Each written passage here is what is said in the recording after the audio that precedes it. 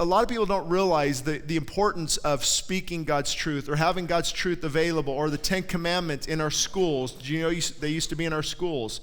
And to have God's word everywhere, and to have actually the pulpits are vitally important for the condition of our nation, because they speak the voice of truth, and that's why they'll want to silence that voice, silence any message of God, and anything you can do, remove these aspects of God and His word and silence that voice. So they were trying to silence the voice of truth, and that is nothing new today, is it? There's nothing new at all. They're trying to silence the voice. And this I'm just for a few minutes, bear with me. I've been struggling all week because I'm just tired of being called a racist and a sexist and a discriminatory person on Facebook, and it's like we just want God. We just want God. And a famous quote keeps coming to my mind: in times of universal deceit, telling the truth is a revolutionary act. So when there is deceit out there, and I'm not going to talk about parties necessarily or who got elected, but just overall, what we're seeing in our nation, be careful where you're getting your information from. Be very careful where you're getting your information from, because the enemy 2,000 years ago wanted to silence the voice of truth. What does he want to do now? He wants to silence the voice of truth. And what is in the truth? The media, the pulpits, any way you can get truth out there. So you look at a lot of the media, and what they're actually doing is they're fueling hatred. They're fueling racism. They're fueling all these other things. Can you imagine if CNN and Fox News and Drudge Report, all these, oh man, there's love taking place, and this is happening, and wow, what a wonderful time, it's utopia, and oh, that would just change the hearts of the people many times. So where we're getting information from, trying to silence the truth, I just want to give me a few minutes on these points that I think a lot of people are wanting somebody to say something, but when it comes to, let's say, for example, war, we are not warmongers.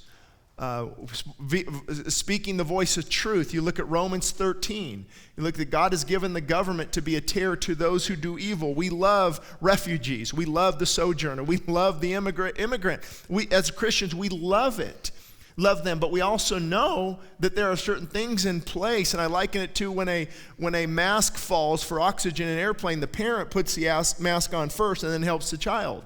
So if we have things that are detrimental to the entire nation, we've got to step back and say, okay, how can we do this the right way and the God way and the good way? So it has nothing to do with hate.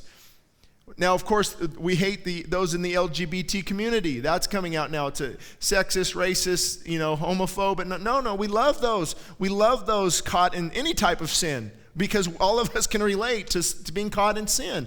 But when there's an agenda to try to push things on kindergarten kids and kids in school, the church has to say, no, not on my watch. So that's the thing. We love the people, but we can't allow an agenda that's trying to be pushed. So be very careful in this area.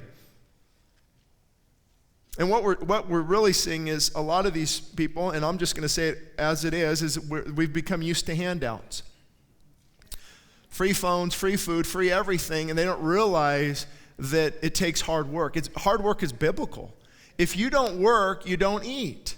So see, it's okay to take a biblical position and say, listen, handouts are okay for those who need it. It's there for that reason. We need to help those. But for the vast majority of people, that's why they're upset, is because they see handouts are coming to, now I've got to work a little bit. And hard work is good. It's biblical. Never, ever forget that. If I could tell young adults this one thing, it would be this: work hard while you're young.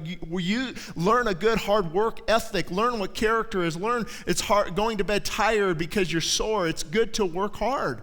So all these accusations that are being thrown out there, we cannot simply fall into the trap of the enemy. And I know I'm preaching to the choir, but I think it's important that some of us are reassured and motivated and encouraged. And the whole idea with racism, I encouraged a person yesterday. I might be going out to Simi Valley, a friend of mine, that I've known for years, that there's no uprising of racism.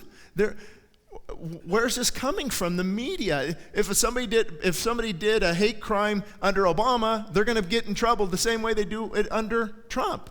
There's not this rise of racism. Racism has always been here, but the church comes alongside and removes that racism and shows what love looks like.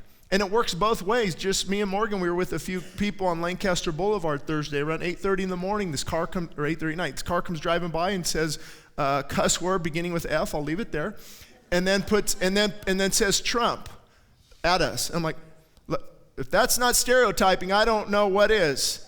Are you aware of the Electoral College, and are you aware of who California voted for?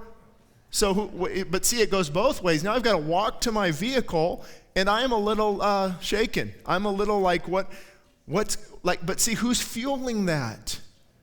Who's fueling that? It's all being fueled. It's hate. No. It's not true. Be very careful where you're getting your information from. So see, I'm not endorsing anybody. I'm showing you that this is fueled by the enemy. He's going to fuel these riots. He's going to fuel these charges of race, all these different things. And that's what we're seeing today. Choose hope, not fear, is what we must do.